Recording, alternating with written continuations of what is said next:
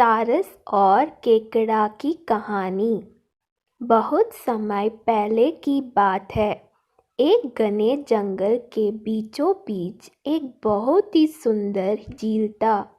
उस झील में बहुत सारी मछलियाँ और केकड़ा भी रहता था। वह सब बहुत खुशी से मिलजुल कर रहते थे। लेकिन हर रोज उस झील के किनारे एक सारस आकर मछलियाँ पकड़कर अपना पेट पूजा करता था। जब भी सारस झील किनारे आ पहुँचता, तब सारे मछलियों के बीच भागा दौड़ी शुरू हो जाता था। ऐसे दिन बीतता गया। धीरे धीरे सारस बूढ़ा और कमज़ोर होने लगा। पहले की तरह वह शिकार भी नहीं कर पा रहा था। सारस बहुत दुखी होकर झील किनारे बैठ गया। सारस का यह हाल देखकर झील की मछलियाँ बहुत खुश हुई। सारे मछली सारस के सामने तैरने लगे, पर सारस ने उन्हें कुछ नहीं किया, सिर्फ बैठा रहा। ऐसे कुछ और दिन बीत गए। सारस को ऐसे एक जगह बैठा हुआ देखकर केकड़ा सारस के पास आया और पूछा, भाई, 2-3 दिन से देख रहा हूँ तुम यहाँ चुपचाप बैठे हो, एक भी मछली नहीं पकड़, खाना भी नहीं खाया, क्या बात है? केकड़े की बात सुनकर सारस फूट फूट कर रोने लगा। सारस ने कहा, क्या बताइए दोस्त, मैं बहुत ही दुखी हूँ।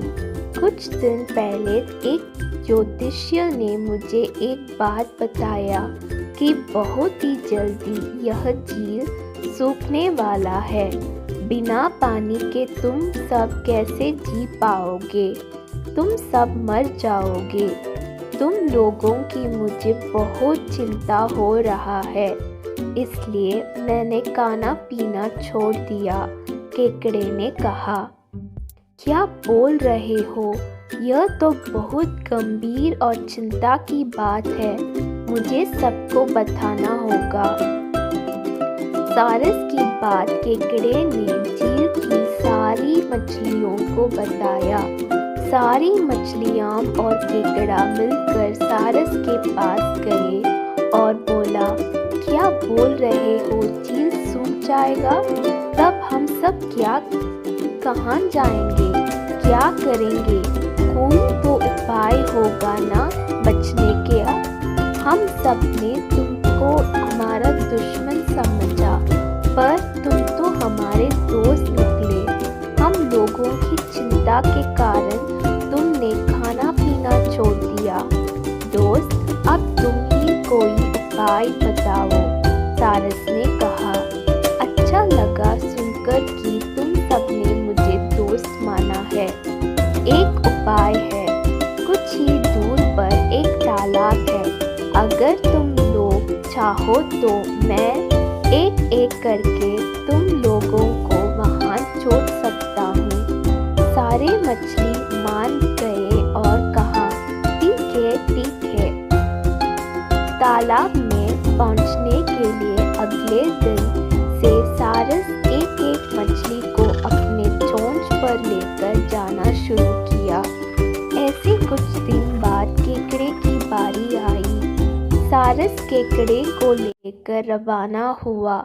कुछ दूर जाने के बाद केकड़े ने सारस को पूछा, भाई, यह तालाब और कितना दूर है? केकड़े की बात सुनकर सारस हंसने लगा और कहने लगा, तालाब? कैसे तालाब? यहाँ कोई तालाब नहीं है। मैं तो खाने के लिए तुम सबको यहाँ लेकर आ रहा हूँ। इतने दिनों से मछली खा कर बोर हो गया हूँ। आज बहुत मज़ा आएगा तुमको खाकर। आसपास देखो, तुम्हारे सारे दोस्तों की हड्डियाँ।